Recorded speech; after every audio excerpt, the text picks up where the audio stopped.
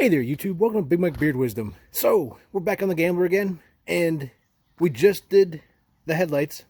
Haven't cleaned it yet, so there's going to be some weird white spots and residue and stuff all over the place from doing that. So that's all that white stuff there, kind of all over.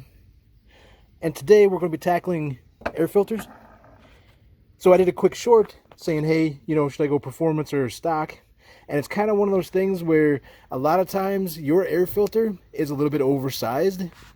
In this particular instance, I'm not 100% sure that the filter's oversized in the Acura TL Type S, and especially at high RPMs, because there's a different air filter for the TL Type S compared to a normal TL. So there's a slight chance this has got a little bit more suck to it and it needs a bit more airflow. Now this factory one that I have over here is super dirty, so this thing's super gross. I don't know when it was changed last, but you can definitely see plenty dirty. And then I'll be replacing it with this Denso one that I got off of Rock Auto. Nice and clean, kind of reddish, kind of cool. So, but cheap. So if I do end up deciding to do anything high performance wise, I can always go that route later, and I didn't blow that much money on just replacing this filter. So stock air intakes are always interesting because you've got different things in them that each vehicle could have that's unique unto itself. So real quick, let's take a quick peek at this one. So this was for the 2010 2500 truck that I had that had a 6-liter in it. And it has a huge air filter. So this whole shape here is the air filter for that. Much bigger than the air filter that the Acura gets. So in a weird way, finding a way to swap this in would be a way of almost upgrading to a larger air filter, allowing more air to pass through. And then as the air filter gets dirty, allowing more air to continue to be able to flow through easily. And there's always interesting little panels. Sometimes you get jut outs. This one's pretty unique because on this Acura, I don't have a mass airflow system.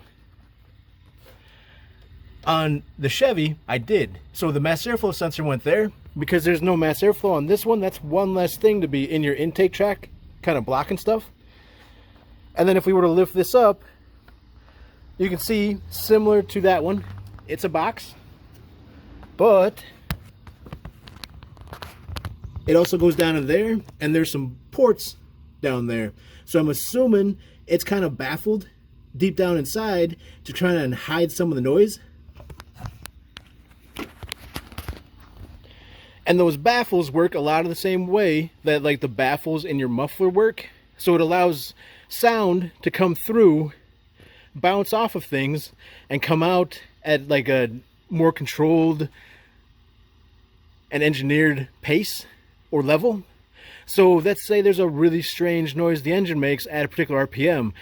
Someone figures out, hey, I can get rid of that if we put a baffle right here in the air intake, or we put this weird like question mark shaped baffle down there in the air intake, and it gets rid of that noise. And that's great for anyone that, likes the nice quiet intake. I'm a big fan of having a rowdy air intake.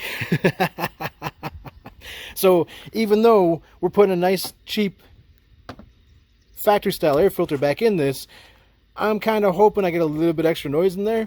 But I'm also going to look into what I need to do in order to make this a little bit louder down below. So air intake-wise, it really kind of depends on what you're trading off.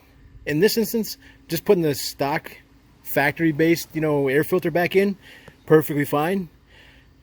It'll be interesting to see if I get a little bit better gas mileage with it. Be a little interested to see if it's a little bit louder and a little bit peppier or not, or if it's just going to be the placebo effect. So I did this, so therefore it must be now faster and louder and sound better and get better fuel economy.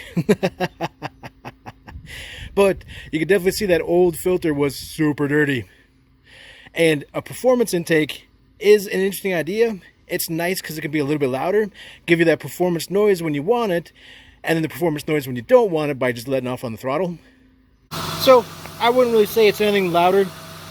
Pretty much sounds the same as before, which is what you would expect. It's just a simple air filter change. Nothing super sporty about it.